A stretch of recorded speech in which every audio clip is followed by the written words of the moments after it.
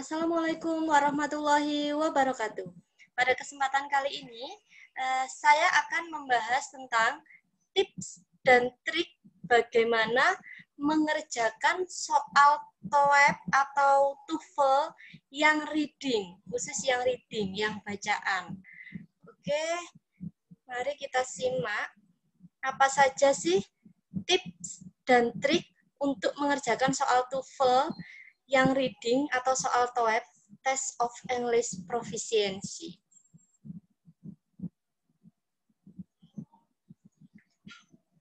Nah, ini bagian dari tes TOEFL atau tes TOEFL, yaitu Reading Comprehension Section. Jumlah soal reading itu ada 50 item soal. Dengan hanya waktu pengerjaan 60 menit saja. Jadi kita itu rata-rata hanya memiliki 1 menit per item soal. Padahal dengan bacaan yang segitu panjangnya. Makanya kita butuh tips dan trik bagaimana agar kita nutut mengerjakan soal reading yang jumlahnya 50 items dengan waktu yang hanya 60 menit atau 1 jam, sangat terbatas. Topik reading itu biasanya bervariasi. Dari teknologi, akademik, sejarah, terus biografi, ekonomi, seni, ilmu sosial, dan juga kesehatan. Jadi nggak terpaku pada satu topik saja. Strateginya bagaimana? Kita bicara strategi dulu, bagaimana untuk mengerjakan soal TOEFL atau TOEFL yang reading.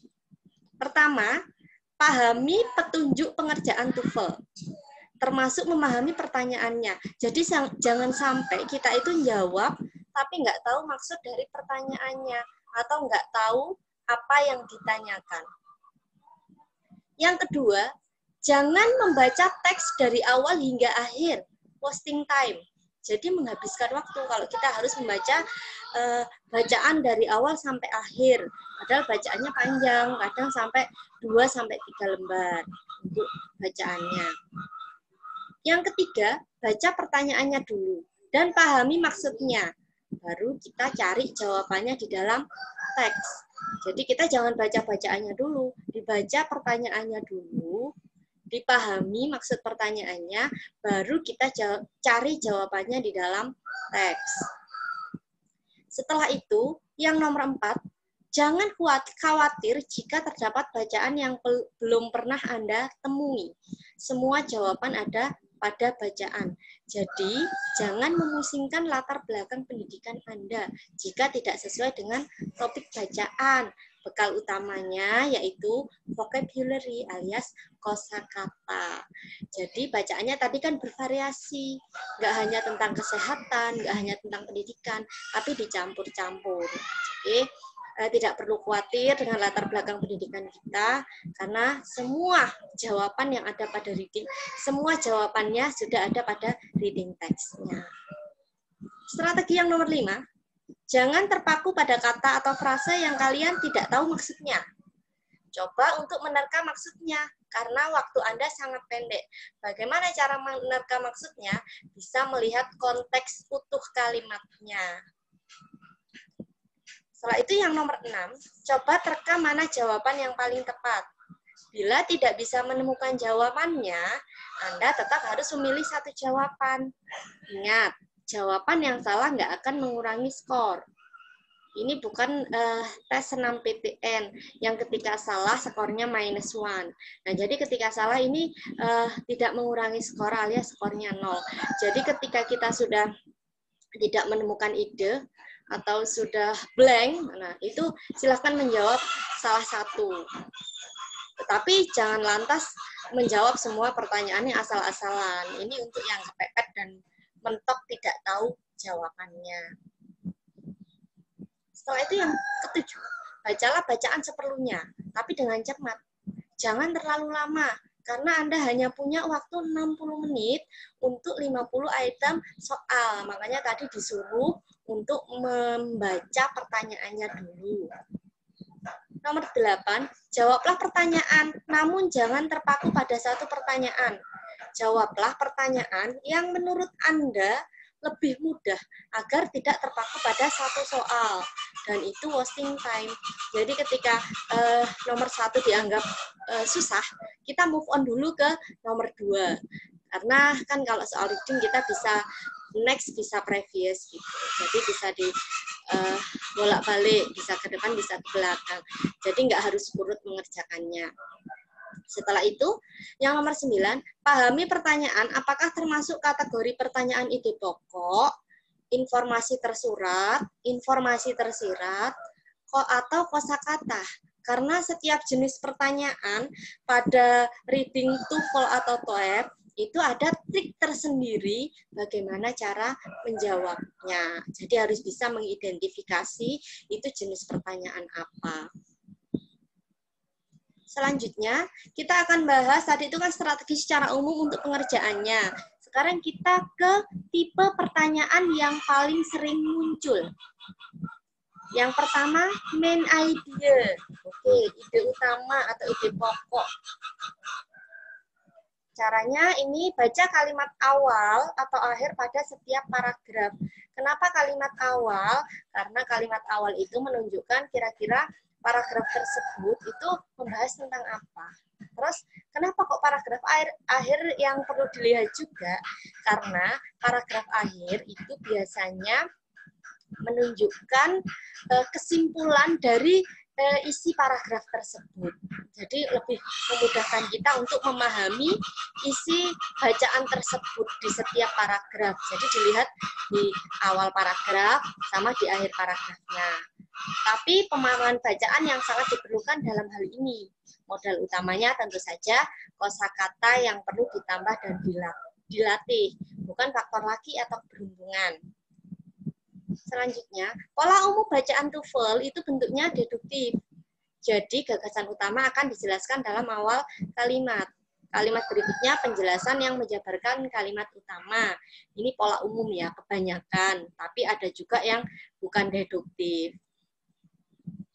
Ide pokok atau topik biasanya jadi pertanyaan pertama.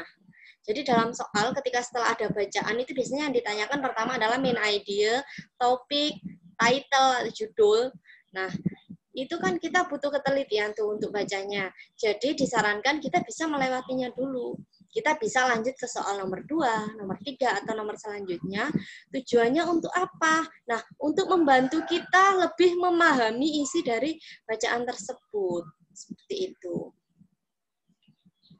Terus kata kunci pertanyaannya apa? Mari kita cek.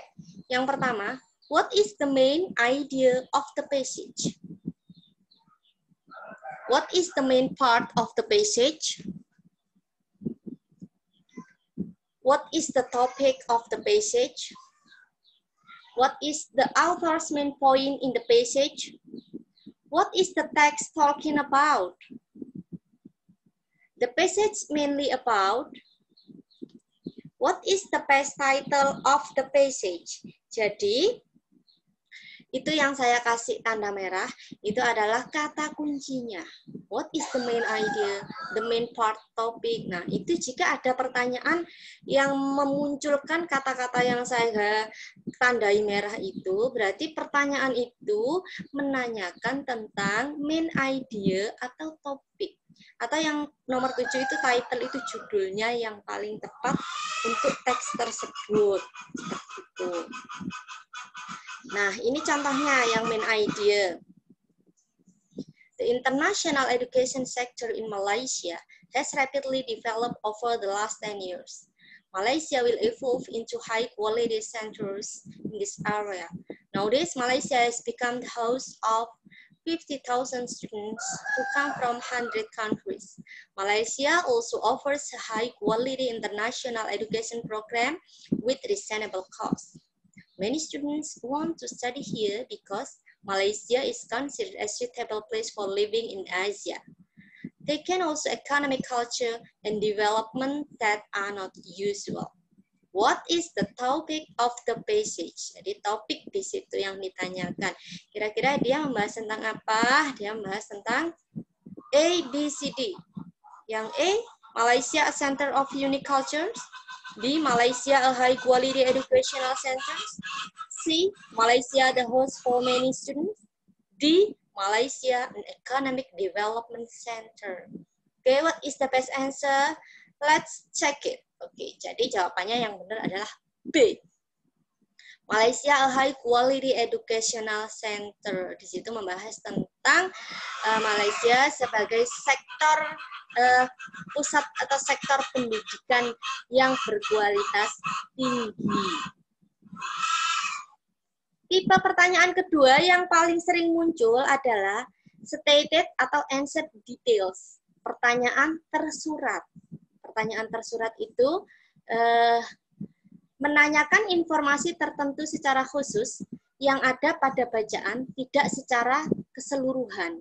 Jadi hanya menanyakan informasi tertentu saja. Menanyakan fakta-fakta dalam bacaan dan jawaban secara umum termuat atau tersurat dalam bacaan dan kadang muncul dengan ungkapan atau kata yang berbeda.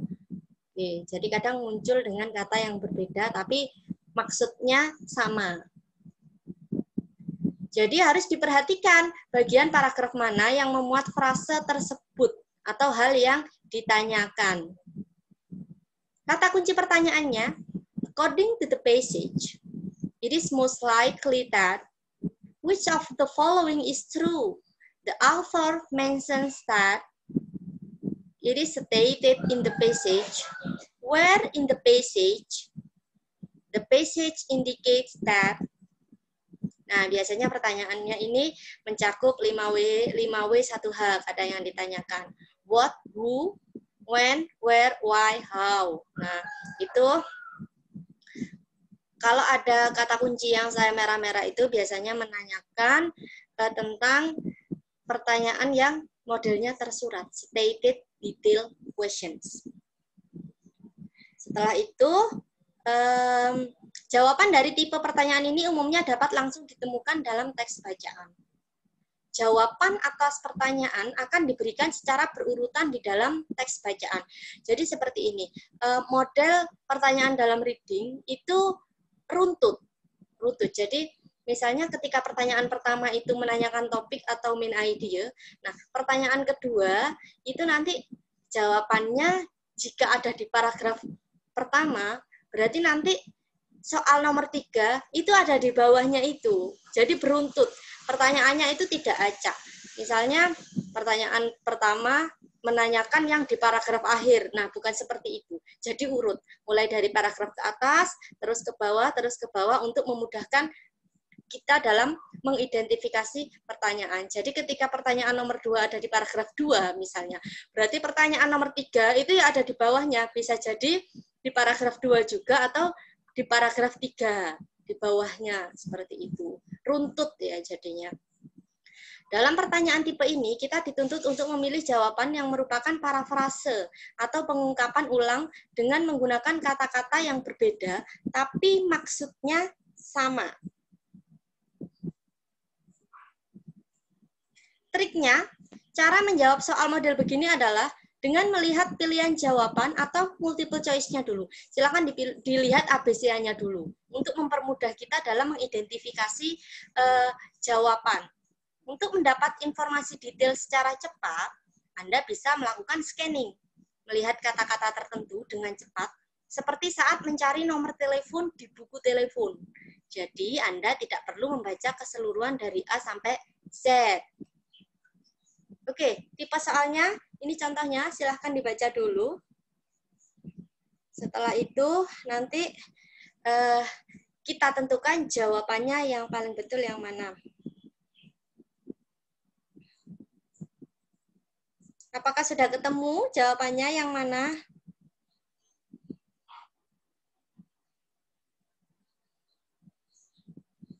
Oke. According to the passage, Vanessa initially studied. Di sini soalnya berdasarkan bacaan, Vanessa mula-mula atau duluan belajar apa? Nah, kita lihat di situ. Vanessa studied literature and marine biology before doing a graduate certificate in science communication. Jadi Vanessa itu belajar literatur sama biologi kelautan sebelum dia lulus di ilmu komunikasi. Jadi, according to the basis Vanessa initially studied, what is the answer? Literature and marine biology. Okay, you are right. Okay, next.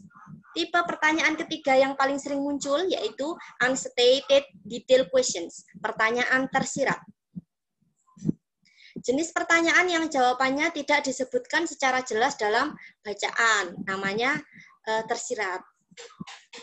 Biasanya ada dua model pertanyaan. Yang pertama, terdapat 3 jawaban benar dan 1 jawaban tidak disebutkan dalam bacaan.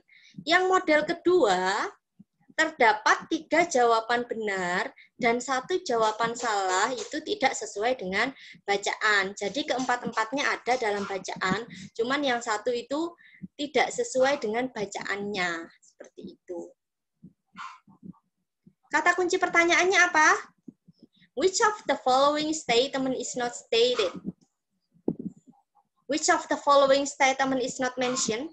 Which of the following statement is not discussed? Which of the following statement is not true? All of the following statements are true, except. Oke, jadi yang saya kasih tanda-tanda merah itu adalah poin pertanyaannya. Yang perlu diingat atau yang perlu kita simpan di memori kita itu adalah kata kunci pertanyaannya. Nah, agar kita bisa memahami dia itu, si bacaan itu menanyakan tentang apa. Gitu. Dari kata kunci pertanyaan tersebut akan tampak jika bacaan tersebut itu menanyakan tentang hal apa. Seperti itu. Nah, itu harap dilihat yang nomor 5, itu ada except. Except itu kecuali, itu biasanya mengecoh para reader yang kurang teliti. Terkadang except itu memang dicetak tebal miring gitu ya. Kadang juga tidak dicetak tebal atau miring, sama dengan soalnya. Jadi sering mengecoh kita ketika mengerjakan soal reading. Is not true berarti nggak benar alias salah. Kalau true berarti benar. Oke, hati-hati dalam mengerjakan soal ini, harus benar-benar teliti membaca soalnya. Triknya bagaimana? Cara menjawab soal model begini adalah dengan melihat pilihan jawaban multiple choice-nya dulu untuk mempercepat pencarian pada bacaan apakah sesuai atau tidak.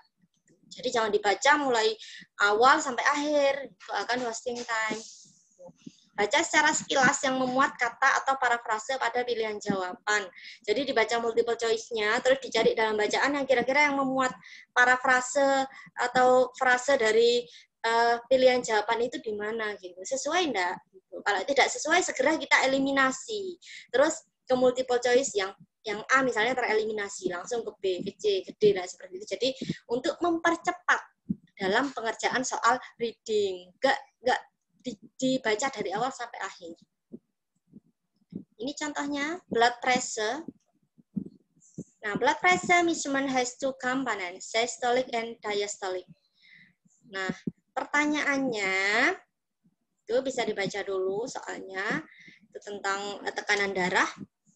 Which of the following is not true? Nah, silakan di highlight yang not true, itu berarti tidak benar. Berarti Anda harus mencari jawaban yang salah berdasarkan teks tersebut karena di situ not true. Nah, ini di sini keterangannya not true. Oke, kira-kira jawabannya yang mana? It is taken during the contraction of the heart, systolic. Systolic, iya, diambil ketika contraction of the heart. Kira-kira yang salah yang mana? Oke, let's check it together. Nah, yang D. Hypertension exists when the systolic pressure is below 140. Jadi, hypertension itu terjadi ketika tekanan sistolik di bawah 140. Harusnya kan sesuai dengan bacaan ini. When the systolic pressure is 160 or higher, then hypertension exists. Jadi harusnya di atas 160 baru dia dikatakan hypertension. Kalau di bawah 140 enggak. Oke. Tipe pertanyaan yang sering muncul keempat, implied detail questions. Jadi, pertanyaan ini meminta Anda untuk menjawab pertanyaan dengan cara membuat sebuah kesimpulan dari satu pernyataan khusus dalam bacaan. Nah, jadi informasi jawaban diberikan secara tersirat. Tersirat itu berarti tidak lugas dalam bacaan, tidak tertulis langsung. Itu namanya tersirat. Nah, kata kunci pertanyaannya apa? It is implied in the passage that. It can be inferred from the passage that. It is most likely that. What probably happened. Oke, jadi yang tandai merah itu adalah poin pentingnya. Ketika ada pertanyaan yang ada bunyinya implied, inferred, most likely, probably, berarti itu adalah pertanyaan implied question. Tujuannya apa? Agar Anda mengetahui jika soal tersebut atau pertanyaan tersebut itu jawabannya tidak tersirat atau tidak secara lugas disebutkan dalam bacaan. Kalian harus menyimpulkan seperti itu.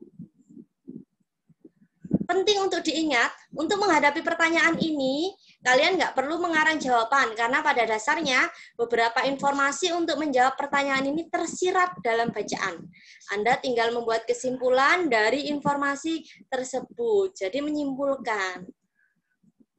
Triknya, untuk mendapatkan informasi detail yang tidak disebutkan tersurat dengan cepat, nah kita akan dituntut untuk membacanya cepat tapi cermat dan tepat. Gitu. Anda dapat melakukan skimming, membaca dengan cepat yang dibatasi oleh konteks bacaan. Anda harus mampu menyimpulkan konteks bacaan tersebut dan mencari bagian yang mengarah pada informasi yang ditanyakan dalam soal, meski penyebutan informasi tersebut masih secara umum atau belum disimpulkan. Nah, ini perlu latihan lebih banyak agar terbiasa dengan model-model soal seperti ini. Nah, ini contohnya. Indonesia consists of about 13,000 island group between the Indian and Pacific Oceans. The largest are Sumatra, Celebes, and Java. Indonesia shares two other large islands. In example, Borneo with Malaysia and New Guinea with Papua New Guinea. Most of the large islands are mountainous and volcanic. There are more than 200 volcanoes, of which about 60 are active and 125 more eject sulfur fumes. The most densely populated island in Java. More than half of all Indonesians live on it, and it is the seat of the government. Jadi, according to the passage, Indonesia is probably, berdasarkan bacaan itu, Indonesia, A, small country, rich country, C, a big archipelagic country, D, a country with huge citizen. B, kira-kira yang mana? Small country? Nggak mungkin, karena di situ dijelaskan kalau Indonesia itu terdiri dari 13.000 pulau. Jadi, it is impossible if Indonesia is small country. Rich country? B. Dalam bacaan ini tidak menyebutkan sama sekali kalau Indonesia itu rich country. A big archipelagic country, negara dengan kepulauan yang besar. Yes, it could be. Karena di sini dia membahas tentang pulau-pulau yang ada di Indonesia yang terdiri dari 13.000 kepulauan. A country with huge citizen tidak disebutkan. Dia tidak menyebutkan kalau Indonesia itu adalah country dengan populasi yang banyak. Jadi jawabannya adalah a big archipelagic country. Tipe pertanyaan berikutnya yang sering muncul, vocabulary in context questions. Nah, ini pasti muncul dalam soal reading. Pertanyaan ini meminta Anda untuk menemukan makna dari sebuah kata atau ekspresi yang diambil dari bacaan yang sulit. Jadi biasanya vocabulary in context itu yang ditanyakan yang kata-kata yang sulit and it is not familiar with us. Yang biasanya nggak familiar dengan kita. Yang mungkin tidak Anda ketahui, ya seringkali memang tidak kita ketahui. Namun bacaan seringkali memberi indikasi yang jelas makna dari kata atau ekspresi yang sulit tersebut dengan jelas. Jadi biasanya kalimatnya, konteks kalimatnya itu menunjukkan kira-kira maknanya dia apa. Jadi konteksnya yang menunjukkan dia itu kira-kira dimaknai apa ya dalam suatu kalimat. Selanjutnya ciri pertanyaannya apa? What is the meaning of bla bla bla in line Y. Line itu kan berarti barisnya, di baris berapa. Jadi meaning itu arti, line berapa. Jadi ketika di soal itu berbunyi line, misalnya line 5, nah Anda itu harus langsung ke line 5. Line itu kan baris 5. Jangan dibaca dari awal sampai akhir wasting time, karena kita sudah ditunjukkan di line berapa. Ya kalian harus menuju langsung ke line tersebut, biar tidak menghabiskan waktu. Ingat, kita hanya punya waktu menjawab 1 menit per soal. The word bla bla bla in line Y can be replaced by the word blah blah blah in line Y could be best replaced by the word X has a similar meaning with which of the following is closest meaning to. What is the opposite meaning of the word in line blah blah blah. Oke.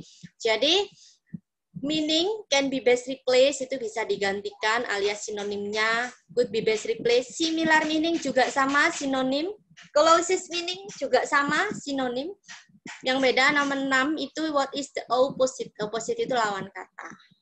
Jadi kalau pertanyaannya di merah-merah itu nomor 1 sampai 5 itu mengindikasikan sinonim. Yang terakhir opposite. Opposite itu kan berlawanan jadi antonim. Baik, cara menjawabnya, temukan kata yang dimaksud dalam bacaan. Setelah itu baca kalimat yang memuat kata tersebut secara utuh dengan hati-hati. Lalu tebak maknanya berdasarkan konteks kalimat. Oke, konteks ya, jadi yang dijadikan patokan setelah ketemu katanya itu adalah konteks kalimatnya. Jangan menebak hanya dengan mengandalkan pengetahuan tanpa memperhatikan kalimat bacaan. Jadi nggak boleh menerka-menerka tanpa mengetahui konteks kalimatnya. Karena beberapa kata itu memang memiliki arti yang berbeda ketika digunakan dalam kalimat yang berbeda. Contohnya kalau dalam bahasa Indonesia, kata bisa. Nah, bisa itu bisa bermakna dapat. Misalnya, saya bisa berbicara bahasa Inggris. Nah, di situ bermakna dapat. Oke, yang satunya, saya terkena bisa ular. Nah, itu bisa artinya racun. Jadi, meskipun katanya sama, kita nggak boleh langsung menebak tanpa melihat konteks kalimatnya. Jika Anda mengalami keterbatasan dalam penguasaan vocabulary, Anda bisa melakukan predicting atau guessing. Ya. Jadi bisa diperkirakan atau ditebak-tebak, terutama pada persamaan kata. Itu tadi dengan melihat konteksnya. Ketika Anda menebak suatu kata, Anda harus memperhatikan konteks bacaan yang mendukung makna kata yang Anda terka. Ini contohnya. Nah, kita baca pertanyaannya dulu. The word over in line 10 has a close meaning with.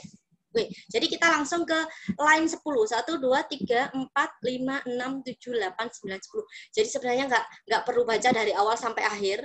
Nah, ingat, itu wasting time. Kita baca saja ini biasanya. Kalau saya baca, untuk melihat konteks kalimat, saya baca satu kalimat. Jadi kalimat itu dari titik ke titik ya. Jadi ini, an active athletic person, the supply would last for a shorter time. 55 to 60% of daily food intake should be in the form of carbohydrates. And as Smith 1976 has stated, it should be well over 50% for active athletes. Jadi di sini well over 50% for active athlete. Jadi kira-kira meaningnya apa ya? Over di situ. Nah, harus kalau diartikan kan keasupan karbohidrat itu harus lebih dari 50% untuk atlet yang aktif. Jadi over di situ artinya lebih. Nah, lebih di sini apa? A, B, C, or D? Oke, let's check it. Oke. Dalam kasus ini, jika Anda tidak melihat konteks kalimat, bisa jadi over itu diartikan end atau finish, karena biasanya kan the game is over. Over itu berarti kan berakhir. Makanya itulah perlunya kenapa kita harus melihat konteks kalimat agar kita tidak salah kaprah dengan makna kata tersebut dalam suatu kalimat. Selanjutnya, Tipe pertanyaan yang sering muncul adalah reference question. Jadi dalam pertanyaan, reference itu rujukan. Jadi merujuk. Nah, kata ini merujuk ke siapa? Seperti itu. Nah, reference atau rujukan ini biasanya menggunakan kata ganti seperti him, he, she, her, himself, their, and etc.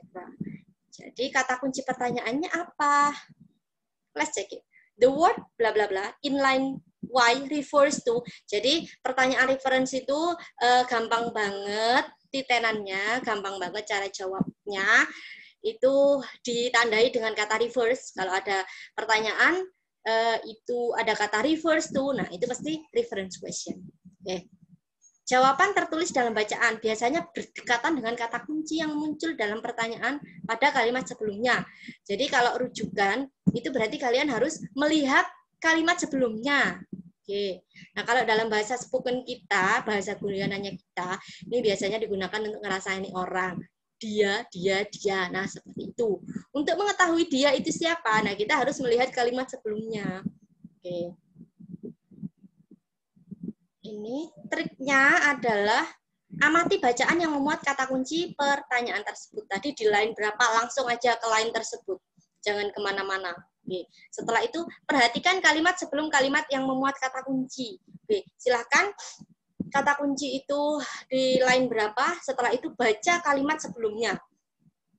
Saring kata kunci dari bacaan yang sesuai dengan pertanyaan. Setelah itu, Anda harus mengetahui semua jenis kata ganti. Nah, ini memang disarankan untuk mengetahui beberapa kata ganti yang tertera, apa yang diacu dan yang mengacu harus seimbang dan relevan. Jadi tujuannya untuk mempermudah kita dalam mengidentifikasi reference tersebut. Misalnya, him atau he itu untuk orang laki-laki, she, her untuk orang perempuan. Kalau it itu mengacu pada benda, hewan, atau sesuatu yang tunggal. Kalau them mengacu pada orang, benda, hewan, atau sesuatu yang di situ bentuknya jamak atau lebih dari satu. Ini contohnya. Oke, jadi ini kan sudah ada inline. Nah, ketika ada bunyi inline berapa, itu langsung aja kita menuju ke line-nya. Oke, line atau barisnya. 1, 2, 3. Berarti ini ya. For his, he dedicated. Sorry, actually the word he in line 4. This one, okay. 1, 2, 3, 4. He. The word he in line 4 refers to. Nah, ini he-nya. Jadi kita baca kalimat sebelumnya di sini. Kita patokannya nanti ke titik ya, satu kalimat.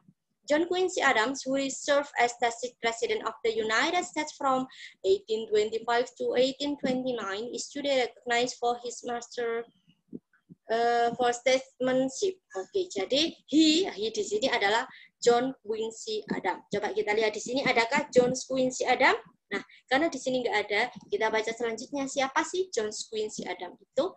Nah, ini jawabannya. Sixth President of the United States. Jadi jawabannya adalah yang B, the sixth President of the United States. Oke. Selanjutnya, tipe pertanyaan yang sering muncul lagi, nih, yang terakhir, purpose atau tone questions. Oke. Purpose question itu adalah pertanyaan ini meminta Anda mengidentifikasi tujuan dari bacaan. Biasanya berkaitan dengan main idea questions. Okay. Kalau tone itu gaya penulisan penulis untuk menyampaikan sikapnya terhadap suatu topik. Misalnya dia menceritakan tentang apa. Nanti bisa tone-nya dia itu angry, seperti itu. Kata kunci pertanyaannya, what is the purpose of the text? What is the aim of the passage itu ya? What is the aim of the passage? What is the tone of the passage? Jadi ketika ada kata purpose, aim, tone. Nah, purpose sama aim itu berarti tujuan dari bacaan tersebut. Kalau tone adalah gaya penulisan. Penulis dalam menuangkan idenya. Jawaban biasanya teridentifikasi ada pada paragraf awal. Terus, Anda juga harus memahami jenis bacaannya. Kira-kira bacaan tersebut itu deskripsi, narasi, prosedur, persuasi, atau hanya sekedar memberi informasi. Yang terpenting adalah itu latihan soal sehingga menambah kosakata, terutama kosakata yang sulit atau tidak familiar. Kemampuan untuk memahami bacaan jadi lebih baik kalau kita semakin banyak latihan dan mengerjakan soal reading. Setelah itu kita lebih familiar dengan model-model soal TOEFL atau TOEIC yang ada. Jadi sarannya adalah banyak latihan. Nah, ini tadi yang tertinggal adalah contohnya yang purpose. Yang purpose. Pick your perfect holiday with us, whether you are planning a quick getaway to the beach or shopping extravaganza. Singapore Airlines Holiday offers a variety of specially designed packages, great prices, enroll, enjoy Cruise World, your personal in-flight entertainment system, and in-flight service even other airlines talk about. For more information, visit singaporeair.com. What is the aim of the passage ya? Kata kuncinya yang muncul di situ, what is the aim? Kira-kira tujuan dari bacaan ini apa ya? Oke, advertise, mengiklankan sesuatu. Yang B, to inform, menginformasikan about flight schedule, tentang penerbangan. Describe Singapore Air, or entertain the reader. Kira-kira yang mana ya? Oke. Dari kalimat yang dia gunakan, nah itu dia lebih pada mengiklankan Singapore Air daripada mendeskripsikan. Jadi dia lebih mengiklankan ya. Pick your perfect holiday with us. Seperti itu. Jadi jawabannya adalah yang advertise something. Oke, sudah itu ada berapa tadi? 7 ya, 7 jenis pertanyaan yang selalu ditanyakan dalam reading TOEFL ataupun TOEIC. Jadi kuncinya adalah perbanyak vocabulary, perbanyak kosakata kita, agar kita lebih mudah untuk memahami suatu bacaan. Terus setelah itu banyakin latihan untuk mengerjakan soal reading. Semakin banyak latihan, semakin mudah kita memahami isi suatu bacaan. Terus semakin terampil kita dalam memahami suatu pertanyaan dari soal tersebut, dan semakin mudah kita mengerjakannya dengan limited time yang hanya 60 menit untuk mengerjakan 50 soal. Baik, itulah tips dan trik untuk mengerjakan soal reading. Semoga bermanfaat. Assalamualaikum warahmatullahi wabarakatuh.